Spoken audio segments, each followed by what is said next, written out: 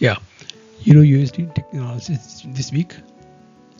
This is 4-hour time frame. You can remove this one. Yeah, last week, what we discussed even well after this correction it went up. So any small correction here, any small correction from here, it will go up, will come back. Once you reach this area, maybe it will go maybe up to here, this zone, this area. You can look for sell. If it is giving maybe the correction, maybe it will give.